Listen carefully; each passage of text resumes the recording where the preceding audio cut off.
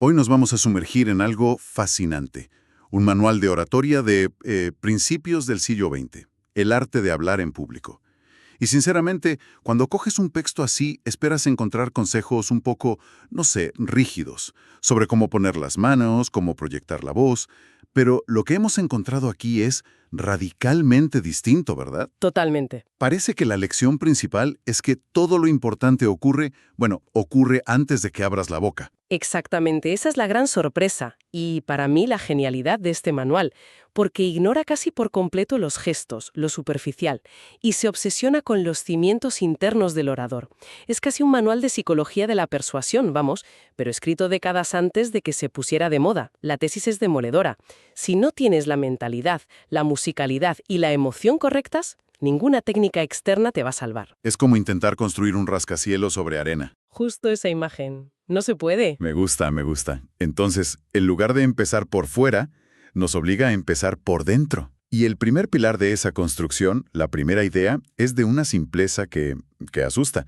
Para hablar bien, lo primero es tener algo que decir. Parece una obviedad, pero es que es la base de todo lo demás. El libro argumenta de forma muy convincente que el pánico escénico, ese miedo que te paraliza, no es un fallo de carácter, es el resultado de una mente en blanco. El terror al vacío. El terror al vacío, exacto.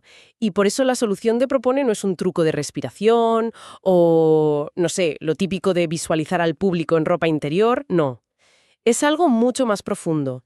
Llena ese vacío con un mensaje que te importe, que hayas preparado y que de verdad sientas la necesidad de compartir. Eso desmonta por completo el mito del orador natural, del que nace con el don. De hecho, el libro menciona que algunos de los más grandes, como Daniel Webster o el primer ministro Gladstone, sufrían un pánico escénico terrible. Sí, lo de Webster es increíble. Tuvo que abandonar la tarima en su primer intento. Se quedó mudo. ¡Qué fuerte! Y esa es una revelación que libera, ¿no? Te dice que los nervios no son un signo de debilidad, son una prueba de que lo que vas a decir te importa de verdad. Es una energía que en lugar de paralizarte, la puedes canalizar si tienes un mensaje sólido que te sirva de ancla. O sea que el problema no son los nervios. No, el problema es no tener un propósito claro para esos nervios. Vale, tienes un mensaje, sientes esa energía nerviosa. ¿Y cómo se canaliza? ¿Cómo pasas del pánico al poder? Aquí es donde el libro introduce un concepto con un nombre potentísimo: entronizar la voluntad. Suena a mucho. Suena a mucho, sí. La idea es que la mente es un reino y la voluntad debe ser el monarca. Debe gobernar los pensamientos y las emociones para que el yo exterior, el cuerpo, la voz, pueda expresar sin trabas al yo interior, que es donde está el mensaje. Es un acto de control consciente. Si tu mensaje es claro y tu voluntad de comunicarlo es firme, la confianza pues surge como consecuencia. No es algo que tengas que fingir. No, es el resultado lógico. Es una batalla interna, entonces. Pero claro, el libro también advierte del peligro contrario, que es igual o más destructivo, el exceso de confianza. La vanidad. El orador que está más enamorado de su voz que de su mensaje. Que aconsejaba debemos ocultar el amor propio, pero el autor del manual va un paso más allá y dice que eso Es imposible. imposible. Si lo tienes, se nota. Es como intentar ocultar el olor a ajo, dice. La audiencia lo percibe al instante. Pero, ¿dónde está La línea, porque hoy en día, en la era de la marca personal, de los perfiles de LinkedIn? Parece que un poco de autopromoción es casi una necesidad, ¿no? Es una pregunta muy pertinente. Creo que la respuesta del libro sería que la confianza de verdad reside en la solidez de tu mensaje, mientras que la arrogancia reside en tu necesidad de que te admiren. Ah, qué buena distinción. Sí. De hecho, lo conecta con una idea de Kipling que también cita. Para ser un hombre de verdad, no hay que parecer demasiado bueno ni hablar con demasiada sabiduría. La grandeza real no necesita ponerse un neón encima que diga «soy grande». El foco está en el valor que aportas, no en el aplauso que recibes. Ahí está, exacto. Entendido, la confianza no es una pose, es una consecuencia. Pero, claro, incluso con el mejor mensaje del mundo, si lo sueltas de forma monótona, como si leyeras la lista de la compra, pues se pierde todo el impacto. Supongo que aquí es donde la forma se vuelve crucial. Y aquí es donde entramos en el segundo pilar, la musicalidad. El libro trata la voz no como un altavoz, sino como un instrumento, capaz de componer melodías. Y la primera técnica que enseña es la eficiencia a través del énfasis. El énfasis. Sí, la idea de que en una frase no todas las palabras nacen iguales. Algunas son la aristocracia, las ideas clave. Otras son el pueblo llano. Tratarlas a todas por igual es la receta perfecta para la monotonía. El ejemplo que utiliza es brillante para entenderlo. La frase es: el destino no es una cuestión de azar, es una cuestión de elección. Si la lees así de forma plana, es correcta, pero está muerta. Es inerte. Pero si aplicas el énfasis, la cosa cambia. El libro te guía. Te dice que las palabras clave son destino, no, azar y elección. Y al darles ese golpe de voz, Creas un paisaje sonoro. El destino no es una cuestión de azar, es una cuestión de elección. cambia por completo. De repente la frase tiene relieve, tiene contraste, tiene vida. Estás esculpiendo el significado con tu voz. Y a ese énfasis se le suma el ritmo, lo que el libro llama tempo. Un término robado de la música, sí. Y la analogía que uso me pareció genial, porque de repente dejas de pensar en la velocidad como rápido o lento, Totalmente, y empiezas a verla como una herramienta para generar emoción. totalmente. Compara el discurso con vehículos. Dice que un carro de bueyes se mueve en un tempo lento y pesado. Ideal para momentos solemnes o reflexivos, Eso es. Y un tren expreso, en cambio, se mueve en un tempo rápido, enérgico. para transmitir urgencia, entusiasmo. Exacto. Un discurso monótono es un coche atascado en primera. La clave para mantener a la audiencia enganchada es variar el tempo. Como el canto de un canario, dice, que nunca es predecible. Recuerdo una conferencia, un ponente que usaba palabras increíblemente complejas, pero las dijo todas al mismo ritmo durante una hora. Sinceramente, no me impresionó. Me hizo sentir estúpido y desconecté. Claro, es la prueba. Sin musicalidad el contenido no llega, no cala. Y si el énfasis es el acento y el tempo el ritmo, nos falta el elemento más sutil. Y el más poderoso, el que el libro trata con una inteligencia asombrosa, el silencio, Lo llama el poder de la pausa. el poder de la pausa. Aquí es donde la cosa se pone de verdad interesante, porque la pausa, a la mayoría de la gente, le aterroriza. Se interpreta como un error, como quedarse en blanco. Y el libro le da la vuelta a la tortilla completamente. Usa una metáfora preciosa sobre la lluvia. Dice que un discurso, como la lluvia, no hace mucho bien si llega demasiado rápido para calar. Un chaparrón torrencial. Exacto, se escurre, no penetra en la tierra. Lo que se necesita es una buena llovizna, una lluvia fina que le dé tiempo al suelo a absorber el agua. Y la pausa es esa llovizna. Es esa llovizna. Le da tiempo a la mente de la audiencia a absorber la idea que acabas de lanzar. La anécdota que cuenta para ilustrarlo es inolvidable. La del perrito de circo. Es fantástica porque es totalmente contraintuitiva. Habla de un perrito que hacía una acrobacia increíble, una voltereta hacia atrás sobre el lomo de un pony al galope. Y el autor se dio cuenta de que el perrito recibía muchos más aplausos las noches en que, justo antes de saltar, dudaba un instante. Miraba hacia abajo, como si estuviera valorando el riesgo. Creaba suspense. Exacto. Esa pequeña pausa, esa duda fingida, hacía que el público contuviera la respiración. Hacía que valoraran mucho más la dificultad del truco. Cuando lo hacía de inmediato, era impresionante. Cuando dudaba, era dramático. La pausa no es un vacío. Es un espacio cargado de tensión y de significado.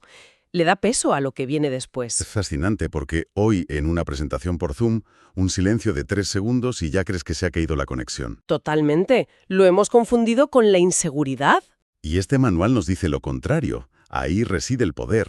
Lo presenta como un acto de confianza en tu propio mensaje. Los grandes comunicadores como Obama son maestros de la pausa.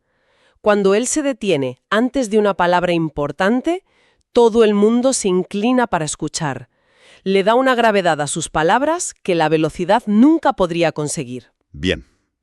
Tenemos un mensaje sólido, una mentalidad centrada y hemos aprendido a usar la voz como un instrumento. Pero falta un ingrediente final, el combustible.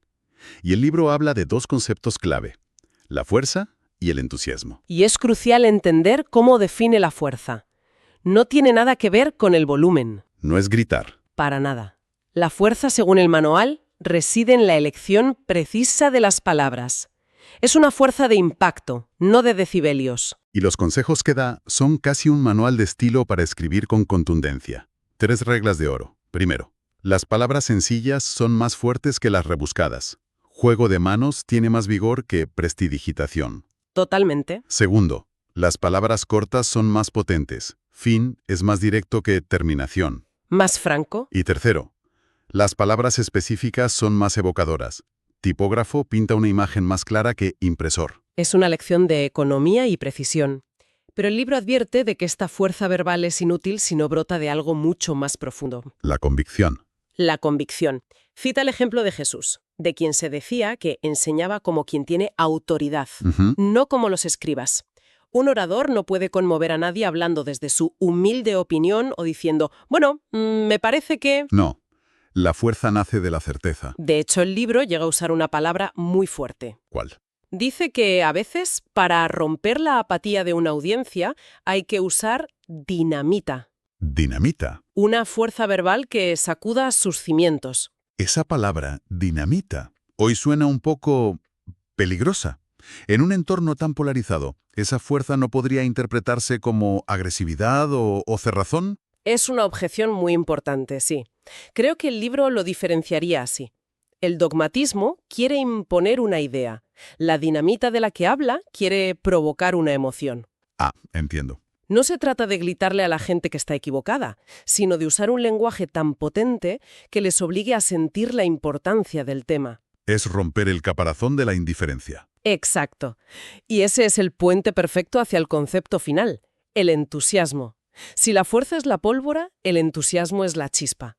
El libro cita a Emerson: nada grande se ha logrado jamás sin entusiasmo. Es una energía contagiosa. Se transmite del orador a la audiencia casi por osmosis. Pero, y esto es clave, el libro insiste una y otra vez en que el entusiasmo no se puede fingir. Imposible. No es una técnica de actuación. No es sonreír más o mover más las manos. Tiene que nacer de un sentimiento genuino, de una conexión real y profunda con lo que estás diciendo. Y para ilustrar esto, el libro cierra con una anécdota que es, para mí, es el corazón de toda su filosofía. Es potentísima, sí.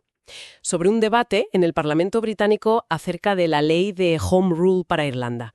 Un tema que levantaba pasiones. Cuéntala porque resume todo lo que hemos hablado. Pues el autor describe una reunión donde un centenar de hombres debían preparar un discurso sobre esto. Había abogados brillantes, políticos experimentados, gente con una técnica impecable. Y sus discursos fueron perfectos desde el punto de vista lógico, llenos de datos, estadísticas, argumentos, Pulcros, precisos. pero fríos. No lograron mover a nadie. A nadie. Y entonces, después de todas esas intervenciones de expertos, se levantó un oficinista. Un hombre sin gran educación formal ni experiencia en la oratoria. Y en lugar de hablar de cláusulas legales y precedentes históricos, ¿Qué hizo? empezó a hablar de su infancia en el Ulster. O sea, no estaba usando hechos, estaba usando recuerdos. Estaba conectando con algo mucho más profundo. Exacto. Contó las historias que su madre le susurraba al oído, sobre el valor y los sacrificios de su gente. Describió un viejo cuadro que colgaba en la casa de su tío, un cuadro que mostraba a los hombres del Ulster marchando hacia la victoria. No estaba argumentando, estaba pintando una imagen. Estaba pintando una imagen cargada de emoción. Y entonces llegó el clímax. Con la voz temblorosa, no por nervios, sino por pura emoción, declaró que si los hombres del Ulster tenían que volver a ir a la guerra por su libertad, no irían solos. Y dijo, un gran Dios iría con ellos. ¡Qué imagen tan poderosa! El resultado, según describe el libro, fue que el discurso emocionó y electrizó a la audiencia. El oficinista. El oficinista, con su historia personal y su emoción a flor de piel, barrió del mapa a todos los expertos. Y la lección que extrae el autor, que es la conclusión de todo, es esta. Para generar sentimiento, primero hay que entrar en la causa que se defiende, tan profundamente que te envuelva, te cautive y te posea por completo. No se trata de hablar sobre un tema. Se trata de hablar desde el tema. Final.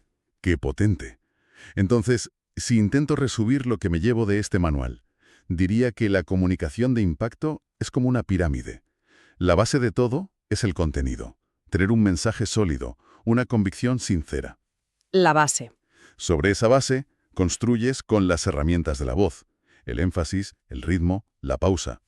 No como trucos, sino para dar vida a ese mensaje. Ajá. Y en la cúspide, impulsándolo todo, el entusiasmo genuino. Esa energía que no se puede fabricar, solo se puede sentir y transmitir. Es un resumen perfecto. Y, ¿sabes? Toda esta conversación me lleva a una reflexión final, una pregunta que me queda ahí flotando. A ver, El libro insiste en una sinceridad casi visceral, en esa emoción que nace de sentir con el tema hasta el punto de ser poseído por él, como el oficinista.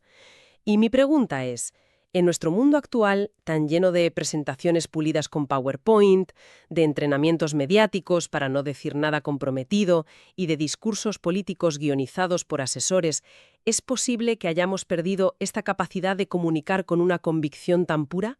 Y si es así, cuando de repente nos encontramos con alguien que sí lo hace, alguien que habla desde las tripas, ¿no es su impacto precisamente por lo raro que es más poderoso y memorable que nunca?